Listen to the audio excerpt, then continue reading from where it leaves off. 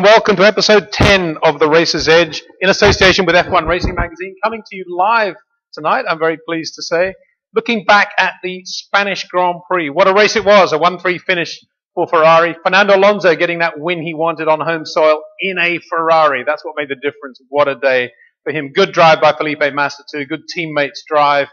Kimi Raikkonen sneaking in there too with a three-stop strategy for Lotus F1, again underlining the performance of the Lotus E21. Before I introduce our guest for this evening, a big thank you to Graham Prairie, who composed specially for the show the intro. Hope you liked it. Yes, the man next to me is our resident expert. He's the guy that I love talking to most of all, really, after a Grand Prix, because this is how we learn about all the little bits that appeared on the cars, the things that made a difference, perhaps didn't make a difference. Craig Scarborough, welcome again to The Racer's Edge. Craig, good to see you. Good to be here. Thank you very much, Peter. Now, Scarbs, we've had a lot of tweets in, a lot of retweets as well. Quemmerford, F1 Super Swede, M. Kaipo, all retweeting the same thing. Will Ferrari now win everything? Do the others even have a chance? Well, I'm sure they do, but, let's put some texture to that. I don't think Ferrari are about to go ahead and dominate the championship now. We've had a couple of races where Red Bull have been on top. Ferrari have performed well at Barcelona, which admittedly is one of those tracks that's a really good litmus test for the rest of the season. But Red Bull won't really get the tyres working. Ferrari had the sweet spot that weekend. I think Ferrari are going to be in amongst it, but there's certainly going to be no domination in the forthcoming races. Yeah, but, would we have thought over the winter that you'd be sitting here now saying Red Bull didn't get it quite right, Ferrari hit the sweet spot? I mean, if you think back a couple of months last year, even less than that, it's amazing, really, how big a sweet spot Ferrari found on a day when Red Bull, we're talking Adrian Newey, Red Bull here, didn't find that sweet spot. It's amazing. I know Williams did last year against Ferrari, but that was a one-off aberration, as we know. But Red Bull around Barcelona? That is unexpected, but I think that just serves to underline how sensitive the cars are to tyres this year. And that's the biggest change. I think the underlying package, Red Bull and Ferrari are very closely matched at the moment. And obviously the way that the Lotus then performs on its race tyres brings them into the mix as well. But certainly cars of the year are going to be the F138 and the RB9. They're going to. Now, we're saying all this to the backdrop of the news earlier this week that Pirelli are going to make a quantum change to their tyres from the Canadian Grand Prix onwards as a result of the outcry, the dramas, the criticism. And it's very easy to criticize Pirelli, as we've said several times on this show, from the outside looking in. But if you're on the inside looking out and you understand why Pirelli are in the position in which you find them, it's a slightly different story, of course. We can get onto that in more detail. But the question is, they're making that change, they say, based on there being 4 pit stops for Ferrari. The winning strategy was a 4-stop strategy. Now, the Lotus E21 had a 3-stop strategy. We've had a couple of tweets in pointing out that in reality that may well have been a wrong strategy for Lotus, and their pit stops were relatively long anyway. But having said that, it's kind of weird that, how would Lotus be feeling right now, do you think, about that change that Pirelli are going to make based on the 4-stop thing? I think they're going to be aggrieved because they've obviously gone out of the way this year especially, but it started off last year to have a car that's very good on its tyres and gets, the tyres are in the sweet spot with the Lotus at every track. We've seen that Raikkonen has been on the podium, I think, every race. So, if they're suddenly going to make the tyres far easier for people to manage, then that's going to be a problem for people like Lotus that have set out to be very consistent this year. Well, it's going to take away some of their advantage, as distinct from being a problem for them as such. Yeah, probably not a problem, but certainly it will eat away their advantage. Yeah, but equally, there is a rule in the technical regs, sporting reg section probably, which says that changes to the tyres, major changes to the tyres, something like that, cannot be made during a season unless all the teams agree to it. But there's a nuance there, of course, which is that what do they define by a change? It's one of these problems with the rules that they'll have. When you look at one regulation in isolation, you're right. It says from September 1st, the preceding season, the FIA will announce what tyres we run for the following year, and they can't change without unanimous agreement. But it doesn't explicitly say any change to the tyre.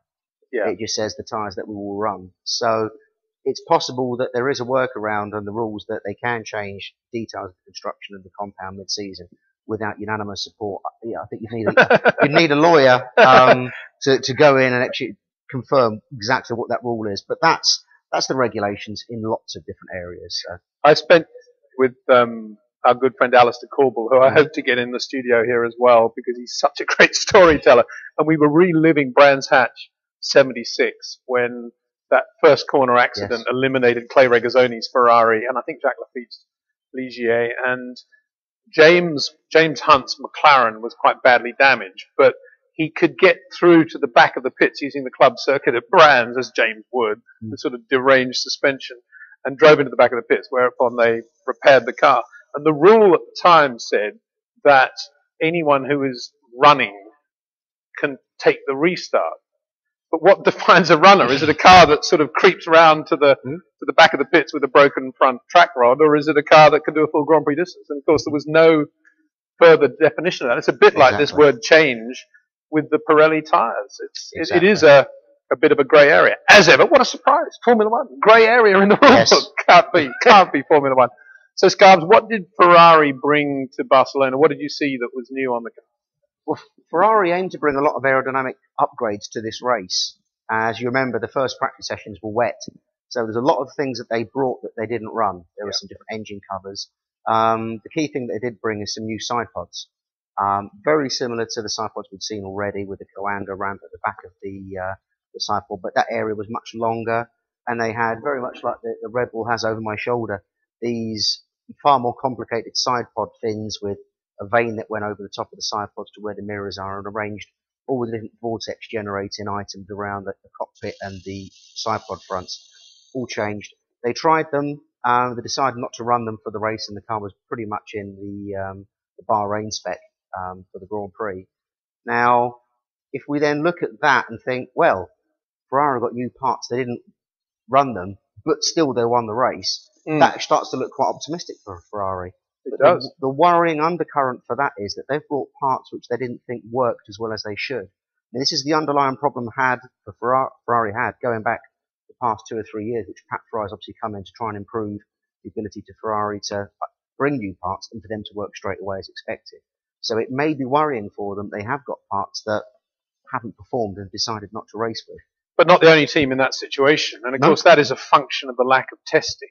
And when we think about what it was like in the testing days, I mean, they would literally do, by now, they would have had at least 3 or 4 serious 3-day tests away from Grand Prix in a normal testing year. And that's why we see so much of this stuff. And it's all to reduce costs. But what is the cost, I wonder, per item that you build that actually doesn't find its way onto the car because it wasn't very good and didn't work out because you weren't able to test it properly and all these other things. So it does actually, because one thing leads to another. You know, you might go down one path and try, well, this or that, and none of it works. So the lack of testing does in itself cost money in certain ways.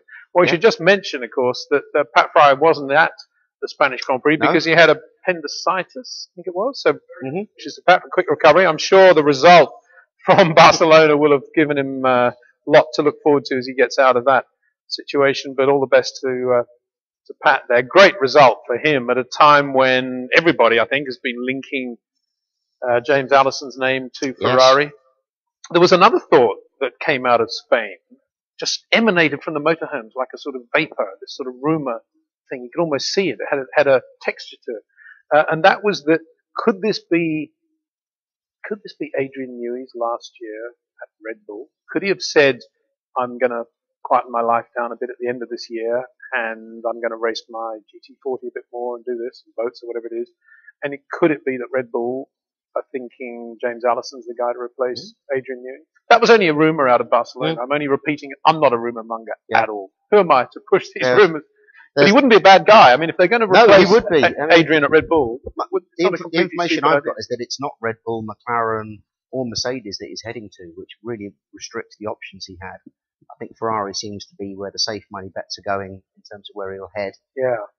But equally, I've heard rumours as strange that he will be going to head up the Caterham team. So it will be interesting to find out where he ends up. I mean, he's definitely an asset to any team. Oh, definitely. And if James was going to do that, I'm only guessing here again, as I often guess, but he's the sort of guy that would do that, I think, if they said, right, you can have half the company or 2/3 of the company or a third maybe, and take it, it's yours, do it, run it how you want. And a guy like James may well do that, if you're given that sort of opportunity, but we'll see it as time unfolds there. But good to see Lotus, though, I think, doing as well as they did in Spain on the back of that news, because that must have been pretty shocking news for everybody in the team.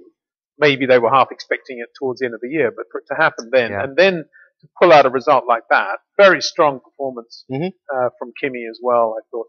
But before we finish Ferrari, let's talk about the context of Monaco, where they're going with the soft and the super soft.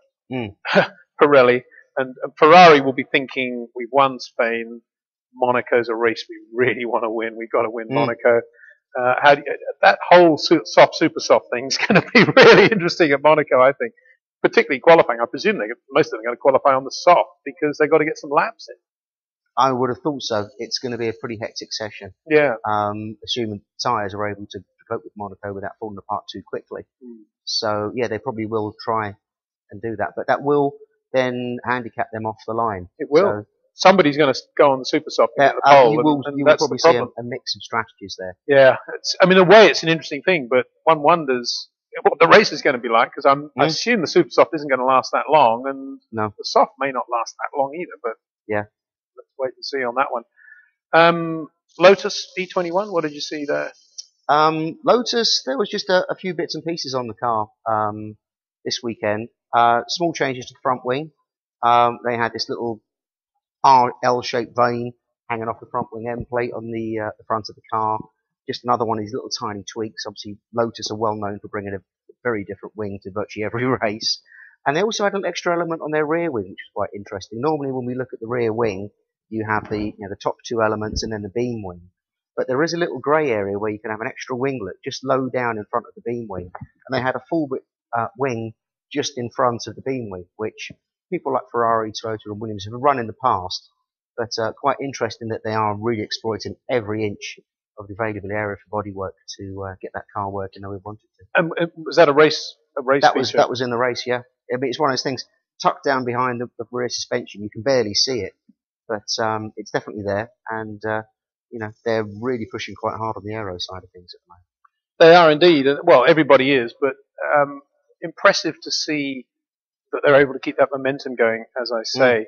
And also, I thought that we saw in qualifying how well Mercedes came out, because they didn't do any quick runs in FP3, free practice free on Saturday morning that I could see, and yet when they put on the soft tyres, they were unbelievably good.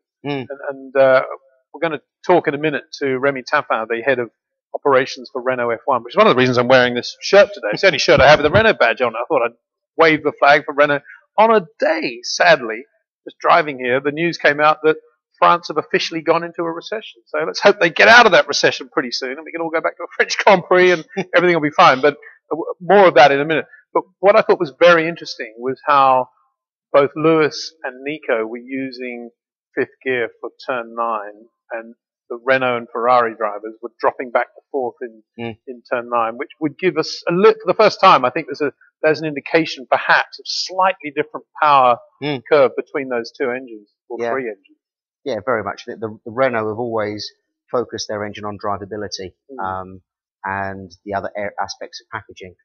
The argument goes that Mercedes have the most top-end power, but top-end power isn't the only thing that gets you a fast lap time. It's drivability. Yeah. And obviously you've got the torque in the mid-range, then you can play about with gearing. Yeah. And just finishing on Lotus, one would have to say they're in great shape for Monaco, I would have thought. It looks like a really good car for Monaco, and we can't see Kimi Räikkönen being slow there. I know we keep going on about Monaco, but I mean, it is looming, and it is such an important race. Yeah, I mean, they have to be odds-on favourite to get a race win. Certainly, I mean, podium goes without saying that you'll probably find Räikkönen on there at the weekend, but the car should especially be suited to Monaco. Right, let's move on to Mercedes and the incredible problems they had in the race after that amazing qualifying in which they had the front row. And I actually watched the first 5 or 6 laps on board with Lewis from the start of the race, not watching the world feed or anything else. And I got to say, the guy pussyfooted it around the first 3 or 4 laps. I mean, he was getting past. He had one moment when he was a little bit wide into turn 5. But apart from that, he was just on rails, and you could tell that he was being super smooth with the throttle and everything else. And the tyres went off in 4 laps. I mean, what's that all about? It's a really complicated situation, and we've spoken a lot about this in the past. And there's been some comments come from Mercedes over the past few days, which is maybe starting to give us some insight into where the problem is.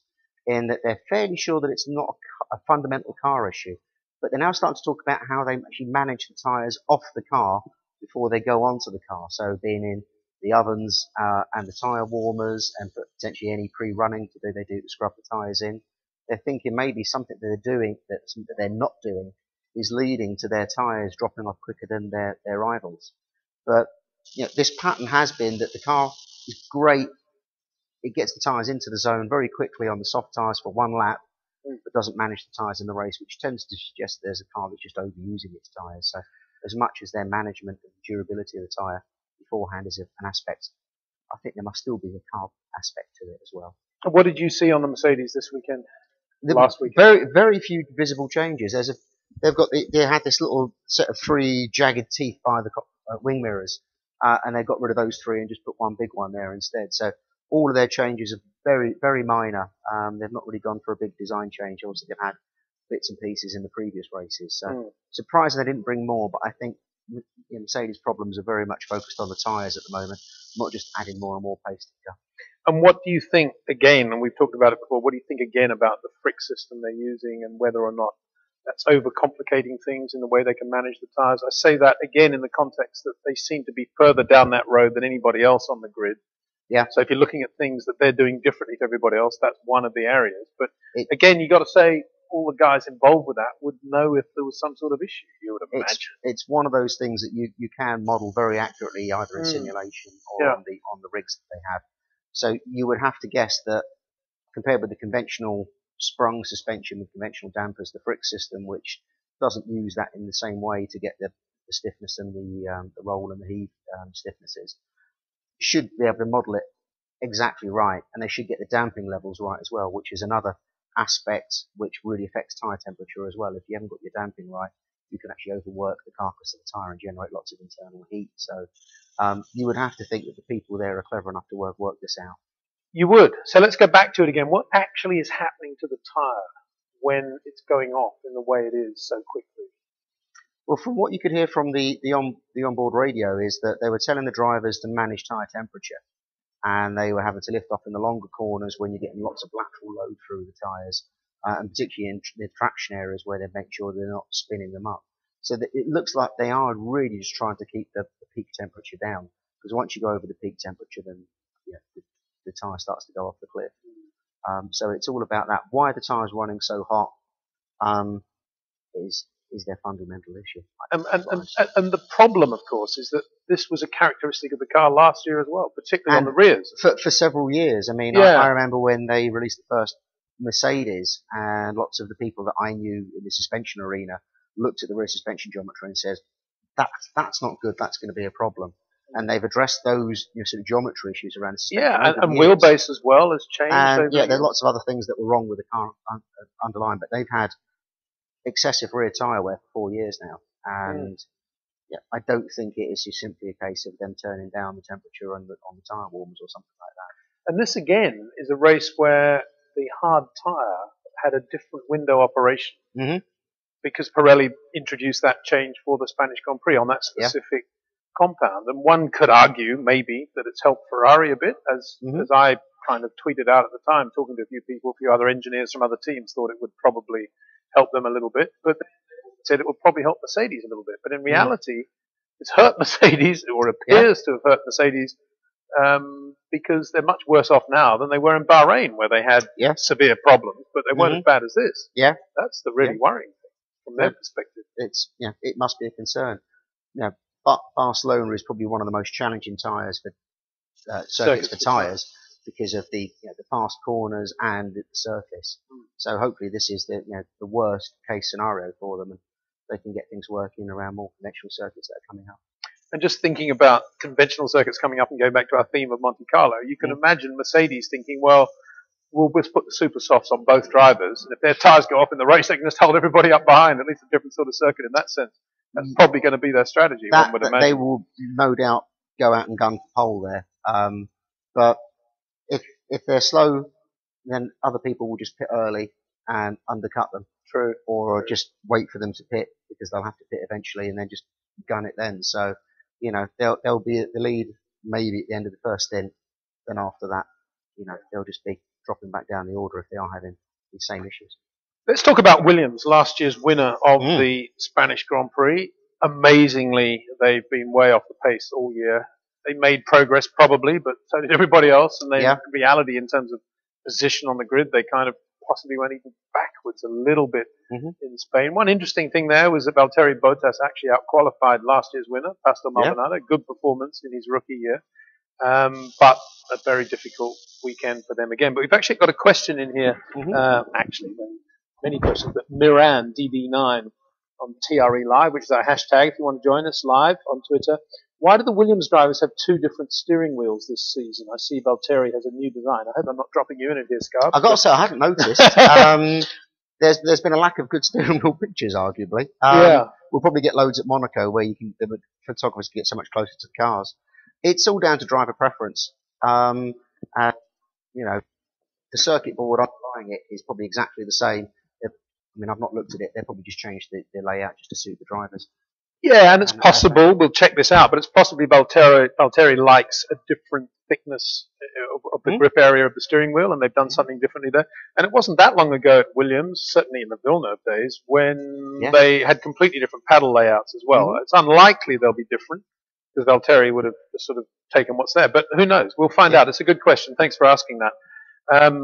And what about Williams? While we're on the subject, what do we see on the cars there? Where are they looking at to try to improve things? I think Williams' fundamental problem seems to be around they're changing element front wing, which again is a problem they had that came into the back end of last year, and they're also playing about with the exhaust. So in some respects, their problems are fairly similar to McLaren's. They didn't bring any major updates to Barcelona, but they were doing some straight line testing at Yada in Spain before the race, and the result was we didn't really see the step forwards into the pace that perhaps we were expecting from them. So again, we'll probably be looking for some future races before they're able to get back on the pace, but they were trailing the midfield by the end of the race, which was really disappointing. It was, and particularly as they'd been saying, you will see some major upgrades on the car and updates on the car in Spain. McLaren. Now, Jenson Button was quoted in the McLaren press release on Friday saying we're really optimistic. There's lots of potential. This is a great way to start the weekend. But it wasn't exactly what I would call a massively good weekend for them. No, not at all. And you can imagine that scoring points and so forth is good at this point of the year. But from where they were, this is so sad to see. It's a really strange situation to find McLaren not only struggling at the beginning of the season, but now, 5 races in, having had the first big European race out of the way, don't seem to have made that step forward that we were expecting, which is completely baffling because the resources they've got there are absolutely immense. They had lots and lots of updates to the car this weekend. It was arguably almost a B-spec. They had a new front wing, which again, a lot of people are talking about this front wing because it's still a 3-element design. It's relatively simple in its layout. When we start to look at the Red Bulls and the Ferraris and all the other teams, they've got these cascades of 6, 7, sometimes 8 elements going up the outside of the wing and very complicated cascade winglets above that. McLaren seem to be sticking with their old format, which is to actually have a physically very large wing. They lose a lot of the wing's plan area to generate downforce rather than creating it all at the tips.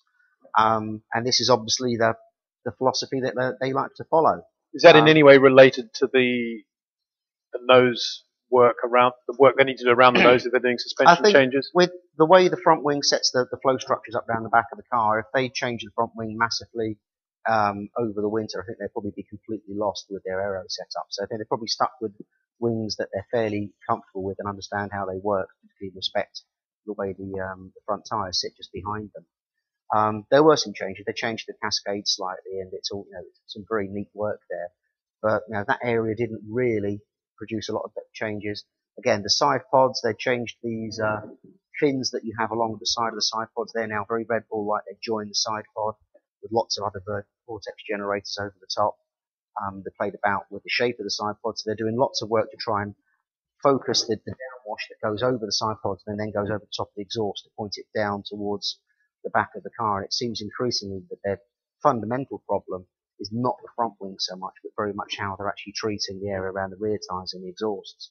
You know, they made some very hasty cuts to the floor area back in Melbourne in the first few races, and that's still an area where they're making lots of changes. They also had a rear wing, which probably isn't anything related directly to the problems they're having, but just goes to show that pretty much every panel on that car in Barcelona was new, although they didn't run the front wing in the race because they were concerned. They got the wing was made only just in time for the weekend, was banned down to Barcelona from Woking at the last minute for Friday practice, but they were concerned they didn't get the FIA deflection test carried out on the wing, and would then therefore be concerned that if it was then subsequently tested, it might not meet the test, and they'd be chucked out of the race. So, yeah, really tough times, and continues to baffle us. Really tough times, and they can work away at getting some sort of balance on the car, but the reality is the balance that they're trying to achieve is on a grip level in a different world from that of Ferrari and their major opposition, Lotus, and to some extent Red Bull.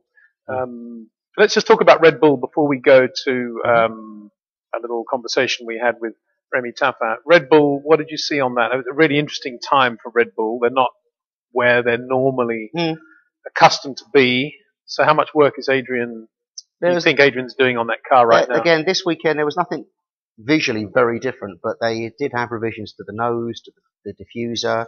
They had some new brake ducts that they were testing as well, which looked like they were actually very similar to the adjustable McLaren ones that we spoke about last year, where there's a little flap that opens up to change the amount of heat that goes from the brake discs into the wheel, therefore into the tyre, to manage brake temperatures during the race. They appeared on Friday and then were subsequently not run again. So there's things going on at Red Bull, but I think, you know, like probably a lot of teams, they're spending much more of their time focusing on how to get the best out of the tyres than simply adding more and more performance to the car. How are those hollow front axles going, Williams and Red Bull? Well, Red Bull tried them on Vettel's car in Bahrain and then packed them away. And I was fully expecting both cars to run with them in Barcelona, but they didn't appear, and they were running conventional unblown axles, if you can, if you could say that. Well, are Williams still running blown axles? Williams are running the blown axle still. One wonders if there's a bit of a message there, if Adrian's not running that. Well, there's various ways that you can actually achieve the effect that they're trying to do, which is try and get more through flow blown through the wheel. And a lot of teams actually have specifically to blow air through the wheel and avoid the brakes completely. Red Bull are running that. In fact, most teams are running something like that already. So the blown axle is just an extra doing it. So I don't think it's any concept that Williams need to discard or anyone needs necessarily to rush to pick up on. Right. Moran DD9's come back and said that Valtteri's steering wheel is a completely new design. Yeah.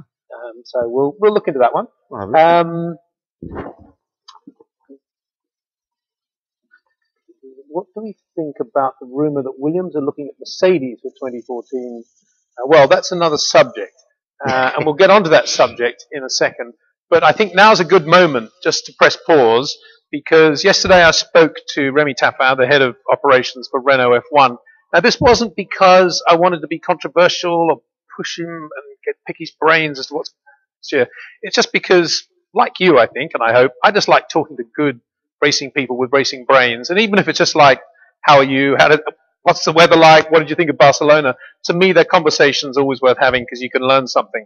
And that's how it was with Remy. He's one of these classic racing people. He's a frontman for Renault engines, but equally he loves racing and he loves winning. So that's how the conversation went post Barcelona, in the wake, of course, Ferrari's win there.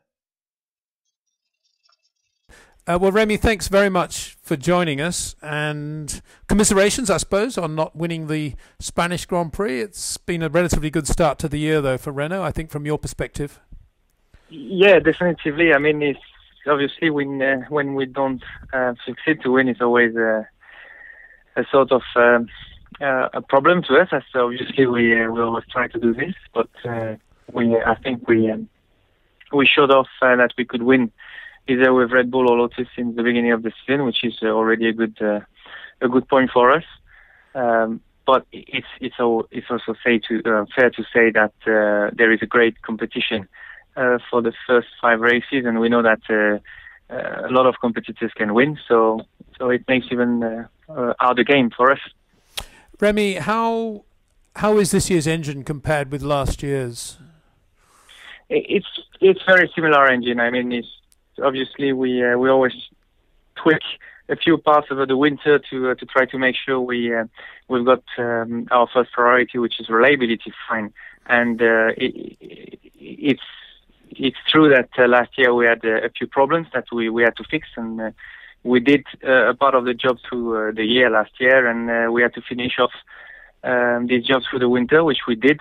So we did introduce a few different parts. We obviously discussed last year about alternator, for example, and we finished that job off. And that's the basic things we've changed on the engine to make sure reliability is fine through the year. And the other stuff is we still have done a lot of work around exhaust design just to cope with regulation and try to play with our customers on this area.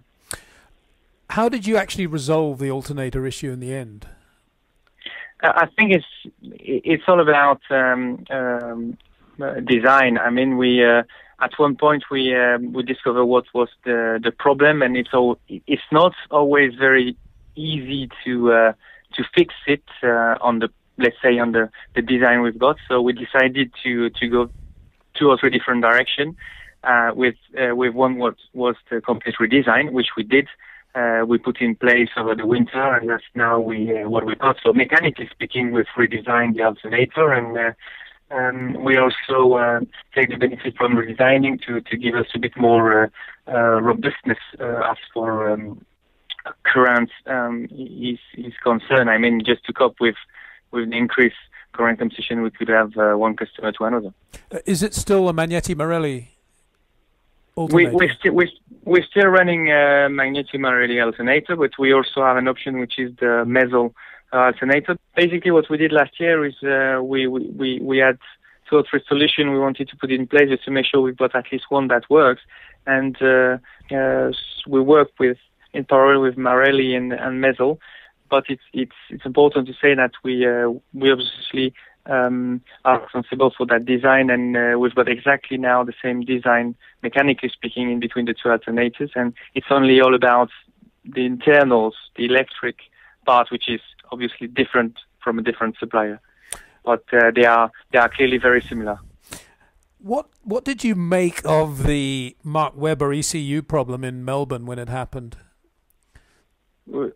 Sorry about what problem you're talking about? No, what was your reaction when Mark Webber had that ECU problem on the start in the Australian Grand Prix?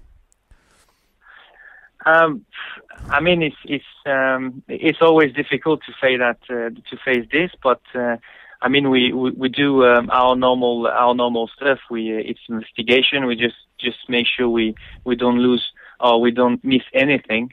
So we have to go all direction. It's actually very similar to let's say surprising failure we could have, or surprising problem. It's something we're obviously not expecting, and it's always a bit difficult not to try to miss anything. So you just have to sit down and look at things, try to redo what has the issue has been through, and try to sort that out. It's a lot of simulation, and that's all about. Yeah, but what I'm getting at though is when you have a monopoly supply of the ECU like that, and it's yes, and you perhaps rush in some changes. I guess what they're doing is preparing for 2014 with the ECU, and it's kind of unfortunate with the lack of testing we have that the race becomes a test environment in that sense. Yeah, I see what you mean. I mean, it's always difficult because it turned out that it was the ECU that was just in the middle of the problem, but obviously we're trying to look into 2014. The need of a new ECU for this year was not there, because we actually offset by 1 year the new power unit. So the new ECU is made for the new power unit, but we eventually thought everybody thought it was a good thing to put that ECU now. We've got time to look after it, and we haven't got the new power unit to deal with. So that all makes sense. But obviously, as you say, we're always trying to maximize the mileage we do on the new parts, and one ECU is not the smallest part in the car. It's very complicated. It's very complex, and it's true that when you get to racing, you always put more mileage than you did to that point, and you can go through a new problem. But it's very similar to what you would see on an engine, on a gearbox, on a car. I mean, we don't go and see anyone that has a gearbox problem or an engine problem this day and say, "Why have you got any problems?" It's the same since 3, 4, 5 years. So, I mean, we have to be fair and have the same sort of reasoning about any single part we work on the car. Obviously, as you say, it's something which is the same for everyone. It is a sort of imposed ECU, but we have to deal with it. We knew about it, and that's the way it is. Not sure if I answered your question. No, I think you answered it as best as you're able to answer it. That's. Thank you very much, yeah. Remy. How is this engine this year compared with last in terms of fuel consumption in general? If you could take an average. You mean 2013 compared to 12? Yeah. It's very similar. I mean, the engine itself has not really changed. I mean, what is changing the fuel consumption these days is what you're actually doing from or asking from the engine or to the engine. It's the way you operate the car. Let's say all the changes we could have done into the engine for the winter is going to be worth 0.5% or anything like this. But let's take the tire, for example. The way you're going to operate the car due to the tire is going to make you running the engine massive overrun, for example. So it's going to be 3, 4, 5% more fuel consumption. If you're running an let's say Coanda exhaust that is taking 2 or 3% performance out of your engine, you're going to be 2 or 3% down in fuel consumption at the same time. So there is many parameters outside of if we were to run the engine in this best or in this most efficient way, there would be nearly no difference from 12 to 13. It's basically how you operate, what you ask the engine to do. It's an interesting point. And this may or may not be significant, but it was interesting, I thought, that in Barcelona, in qualifying, both the Mercedes drivers were taking turn 9 in 5th, and all the Renault drivers were quickly short shifting down to 4th and then 5th again on the exit of the corner, which may be just the way the car's set up, but equally it may be a characteristic of the engine. But then when it came to Sunday, it's interesting that none of the Mercedes cars, the Resta maybe, really did a very good job with their tyres. And one wonders if there's any sort of link there between engine curves and what is happening with tyre wear and tyre performance.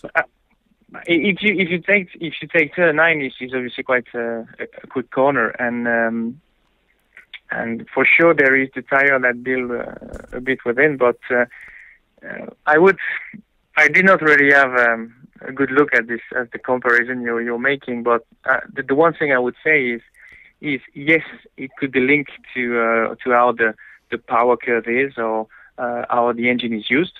So it could be a bit strange that in qualification we're taking 4th and they are taking 5th, and it could be the other way around in the race. Yeah. But I think it's mainly due to two things. First, it's a quick corner. You've got very short time to lift off and go back on throttle. So it also gives you very short time to downshift. And if you're able to downshift first, is because you've got a quick downshift, because it does not really upset the car. So either it is linked to the car, to the gearbox, it's definitively linked to the way you can flip the engine or you can get into gear. So that could be one point. And And the other thing is obviously you want to get the maximum power out of the engine. So whether it is a Mercedes or a Renault, you want to run the engine close to 17k, which is close to the maximum power. So I would tend to say, if the car is allowing you to do this, you would always tend to go the lowest gear. Remy, you have 4 teams. Do you run the same fuel and oil in all 4 teams? Yes, absolutely. It's total products, and they are the same in every single team. Which is not the case, of course, with Mercedes. So it's quite interesting that you have that. That's a good thing from your point of view, I would have thought. Yeah, definitively, because we can obviously develop the engine only for these products, and it's a bit easier life for us because I mean, in the order is oil is very I mean, difficult if you want to change the type of oil. It means a lot of work on the dyno to prove it. Fuel is a bit easier to deal with, but it's also more work. So, right. And finally, Remy, because I know you're a busy boy, how much are the 14 the pressures of the 14 engine? How much are you feeling that in terms of logistics and the work you're doing with the 2013 race engines and race program? I'd say very simply, as far as we are, let's say, at the circuit and working on the track, not a lot of feeling about that one, but definitively when we get back to, I'm talking about the track people, when you get back to the factory in France, it's just like we've shifted. It's all about V6, and it would be unfair to say that we do not run any V8 anymore. But the focus has shifted to definitively to next year engine seats. We run them on the dyno, proper V6 turbo, and obviously we still have a few V8 that make a bit of noise to remind us what we're running this year. Well, I was going to say, what does the V6 sound like? It's obviously a bit quieter than the V8, but we know when it's working on the dyno anyway. But no, just to be a bit serious on this, we move quite a lot of the resources on V6 now, and the only people we get still working on the V8 is obviously the track people and a few people back in Viry for either building the engine or looking at the reliability or stuff like that. And if anything, if we were to get the needs of more people, we're ready to do this, but we clearly now have the cursor going towards 2014 because it's just going to be paying off more at the end of the year doing this. Yeah, understandably. Well, Remy, thanks so much for joining us. Best of luck coming up. Your next Grand Prix, sort of a home Grand Prix for you. Well, as big as it gets for you as a Frenchman, I would guess. Yeah, it's true. It's very close to it, so we will take as it is. And normally we have good results over there, so we will try to keep on. Yeah, well, best of luck. And thanks for talking to us. See you soon. Bye. Bye-bye. Remy Taffin, always great to talk to engineers like that. I love it. I could just talk for hours. I probably spoke too long already, but I don't think there's many places I'd rather be right now than at either Ferrari with Luca Marmorini or with the boys at Mercedes or at Renault, watching all that 2014 engine development. It's fascinating stuff. It's really get into it. It's a nice opportunity that they can actually design a complete new powertrain. You know, the rules have been very static and very stagnant for many years, even the change from V10s to V8s and the engine specification freeze. Kind of had the shackles taken off now and go and develop something really exciting. But what's this we hear? We hear that even as I speak, there are political dramas behind the scenes. Renault have quoted apparently between 20 and 25 million euros for the 2014 engine. And of course it's a seller's market in the sense that if you're a current Renault team, you ain't going to be able to get engines from Ferrari or Mercedes. And that's a lot of money. I think that's about 5 to 7 million euros more than they're paying, even if they're paying full price right now. And there are lots of stories coming out of Barcelona that the team just can't afford that and what's going to happen next. Well, I know some people in Formula One, some power brokers in Formula One will say, well, there's a good reason not to do the 2014 regs. We'll just continue running the 2013. And I'm sure that Mercedes, for one, would just wouldn't accept that. The amount of money and effort they put into the development of the engine, I'm sure it's the same at Ferrari.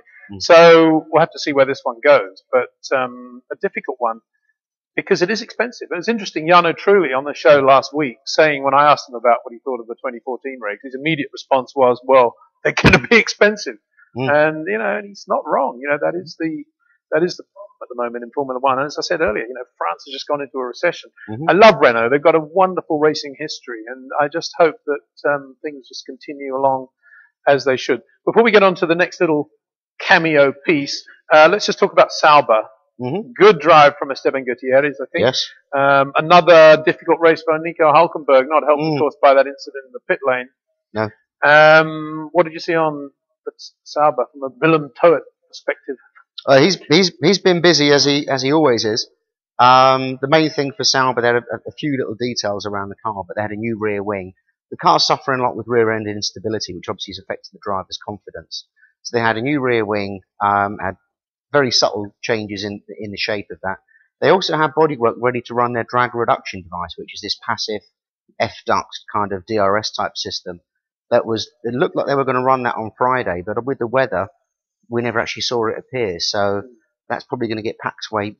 We possibly might see that reappear in Canada. It could be a race where it may be a benefit, but it'll probably be when we come back to the other more classic European races that we'll see that device come back. But it's still interesting to see Force India basically at the front of that whole group there. Yep. Adrian Sutil made a great start. Shame his race ended early, as indeed Romain Grosjean. But another good drive from Paul di Resta. Absolutely. That car. Is there anything we should be talking about on the Force No, India? again, there's small details around the car, nothing major, slight changes to the side pod shape, little detail on the front wing, but no real big changes. The thing is, they really understand the car, they understand what the exhausts are doing, they understand what the tyres are doing. And they've got access to all the McLaren software on that, on the suspension. Well, access. They can use it. Not McLaren. They can use the McLaren systems for their own use. They can use some of their resources, obviously, absolutely, and there's no crossover, but and their simulator. Yeah, so, and they're doing a great job. And they're not going to try and create the fastest ever F1 car. They're just trying to get a car that will work every time they send it out on track, and it's working. And they're getting the results in. That's because we went to their launch. That's what it is. Right from the start. Scarbs, now you have a little bit of kit with you, which is we're going to try and do a little bit more of this because the bits of a Formula One car, generally speaking, it's to do with the engine anyway, are so small that we can actually bring them into the studio. A bit difficult to bring in the side pod or the floor and things like that. That'd be great, wouldn't it? We'll get some of that organised. But tell us what you have here, Scarbs. Well, this tiny piece of equipment is an F1 clutch.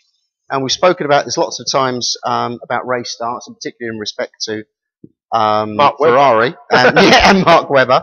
If you can have a look at that, the clutch weighs about 1.3 kilos, which is about as much as 4 cans of Coke. It weighs virtually nothing. It's really easy to hold.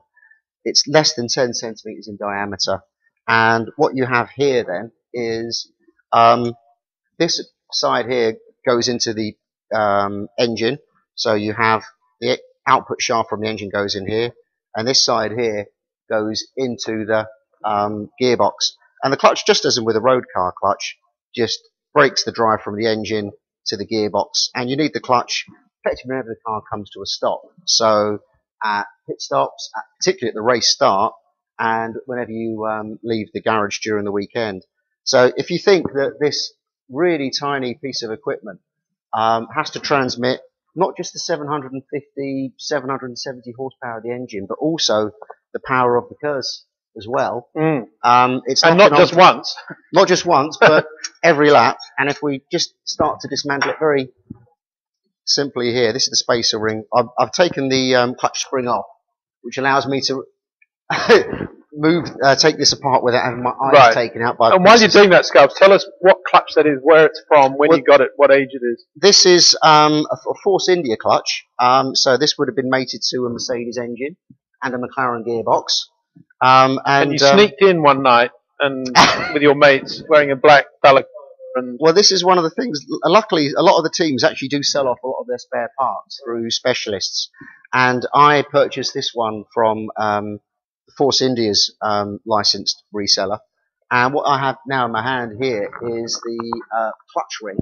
Now there's just 4 of these in an F1 clutch. They're made of carbon fibre, and if I hand one over to you, Peter, I think you'd probably When you say clutch ring, I would, because the clutch plate, when they talk about a full-plate clutch, this is one of the plates. This is the clutch plate. And this is an Automotive Products clutch, This is an right? AP clutch, yeah. And they have a man at every race, good old Steve Bryan, been doing Formula One for at least 20 years, if not longer. Good man, Steve. And, you know, I weighed these. These weigh just tens of grams. It's just brilliant, isn't it? And if you could, again, we consider how small these are and the tiny area that you have to actually transmit the friction.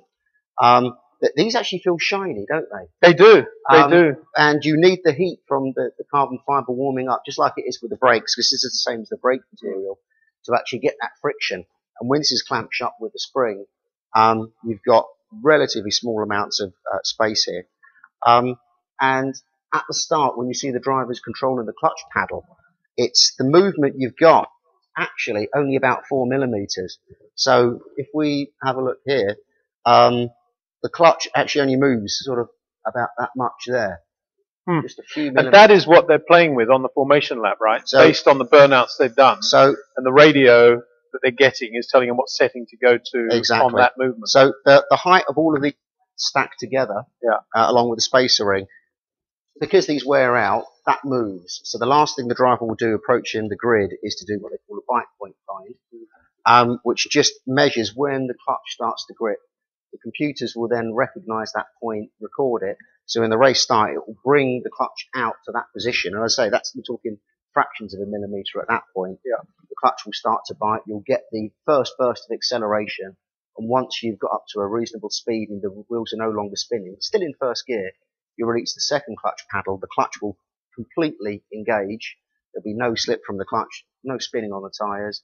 By now, you're getting ready to go into second gear. You're doing over 100 kilometres an hour. You can hit the curves button and bang, this off the start down at the first corner is transmitting 830 horsepower from something which is absolutely tiny. It's a fantastic piece of kit. And, do you think they glow red at any point? They probably will do. You know, the clutch is spinning. The clutch spins at the engine speed, so that's going around at 18,000 RPM. The gearbox is at standstill. So when the two connect, these two plates will rub together exactly like you would with the brakes, and these will glow red. These will get very, very hot, 900 degrees, and a lot of air gets fed down into the clutch area to cool it, and that air then has to actually, I was explained by Willem Towett, by all people, said that the air comes out of the clutch almost like out of a turbocharger. You've got this accelerated rush of air.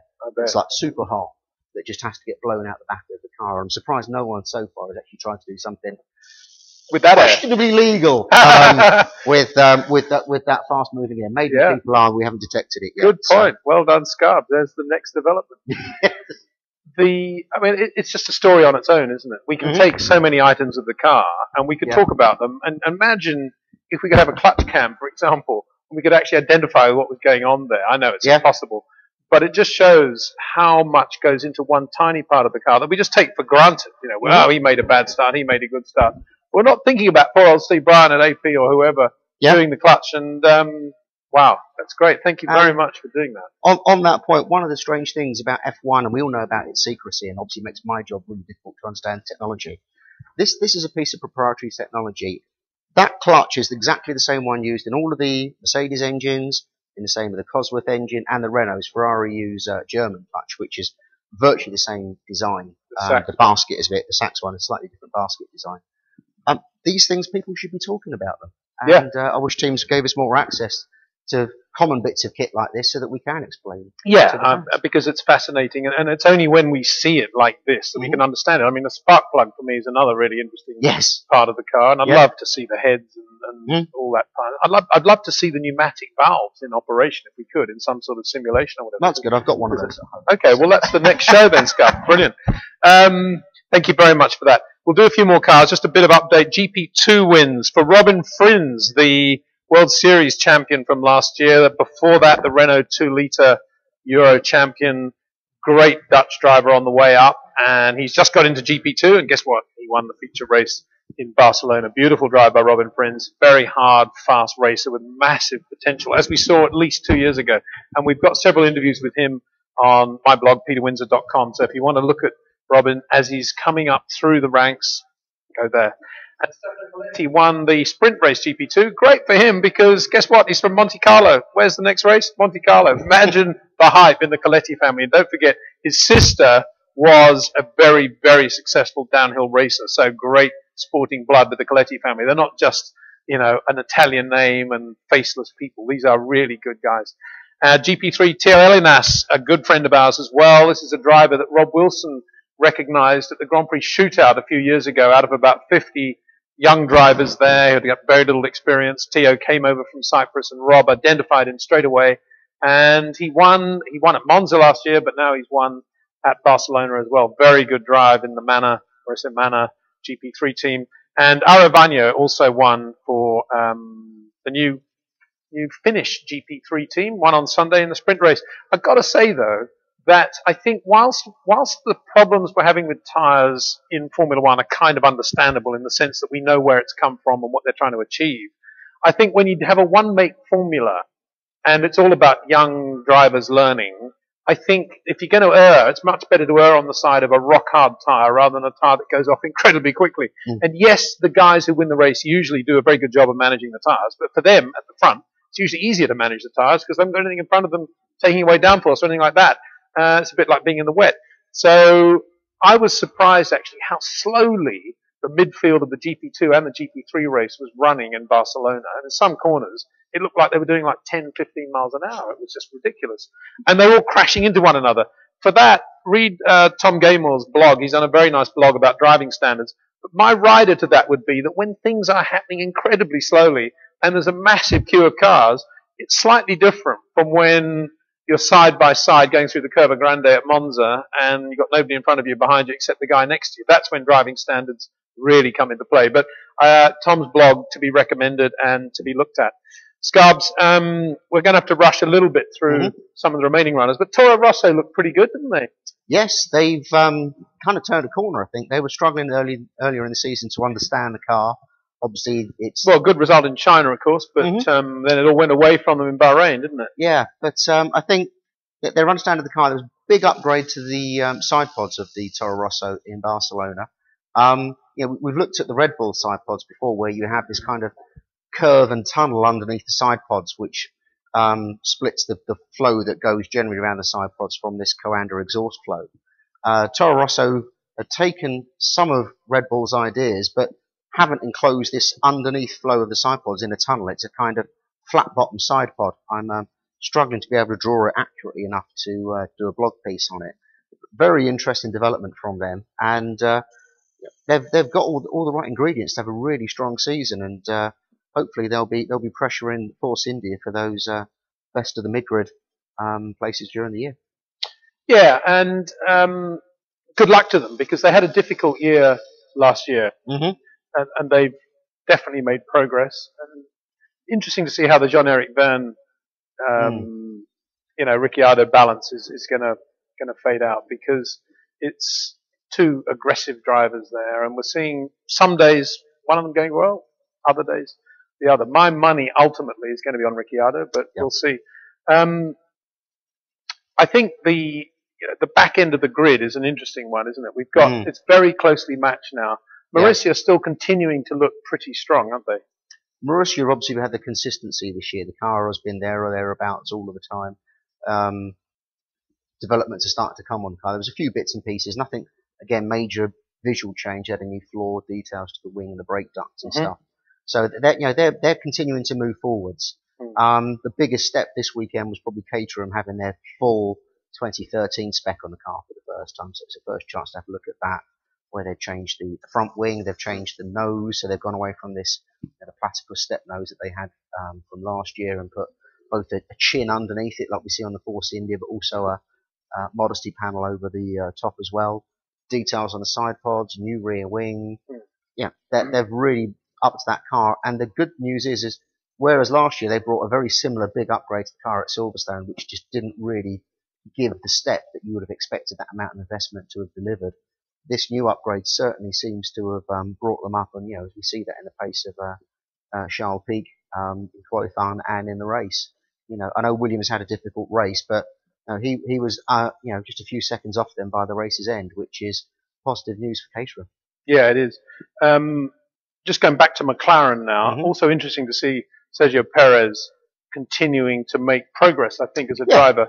And air cleared after Bahrain, but Perez not losing any pace or aggression in the way he drove. And I thought that was very impressive to see. And Jenson Button looking completely different in the car, in the way he's driving the car now. He's trying all the things that Jenson does so well. He's trying to be ultra smooth in the way he puts the power down. He's trying to be ultra smooth in the way he gets into the corner. But Perez is actually quite aggressive in what he's doing. He's getting into the corner early, but he's actually making it work relative to the window in which McLaren are operating. And one can actually see that he's actually making good use of the tyres relative to Jenson. And that's something that McLaren, I think, are going to have to be looking at. And on that note, we are going to be talking next week to Martin Whitmarsh. We're going to be doing that at the McLaren Technology Centre. Looking forward to that very much. We're going to be doing that on earlier in the week, and then we'll be putting that out live streamed on Wednesday. So that'll be an interesting one. Questions to Martin Whitmarsh. Please don't be backward in being forward on our hashtag TRE Live or indeed on our Facebook wall. Now, I'd just like to make one final, because I think we're out of time, one final announcement, if that's the right word, that the F1 Poet has actually published his first book of poetry online. It takes a lot of guts to do that in this world, even to talk about poetry, let alone to publish a book of poems. So congratulations to Ernie. You can do that by going to ernieblack.wordpress.com, I think is the link for him. But just Google F1 Poet book and you will find it. And you can buy that online publishing. Again, it'll be interesting to see how that goes. Online publishing, still a relatively new thing, but a very interesting one. And he's actually written a poem for us on this show, which we'll try and have a go at it. If I can actually find it here. We've got a lot of emails. Thanks very much indeed for everybody bringing it in. The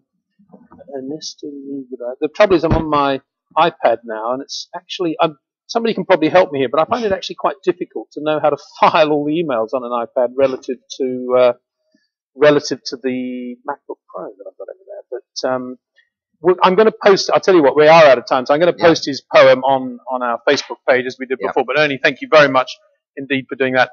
Thank you very much for joining us. Look forward to seeing you, hearing from you next week. Don't forget to follow us on Twitter, to like us on Facebook, and to register on our YouTube channel, which is youtube.com/Peter Windsor. Register effectively means subscribe, but there's no charge for subscribing, unlike some of the new YouTube channels, because that's a new aspect of YouTube. They're bringing in subscription, which may change the way things are going on the internet, but at the moment, not for us. We're free to air, so hope you enjoyed the show. Thanks for your input, and we look forward to seeing you next week.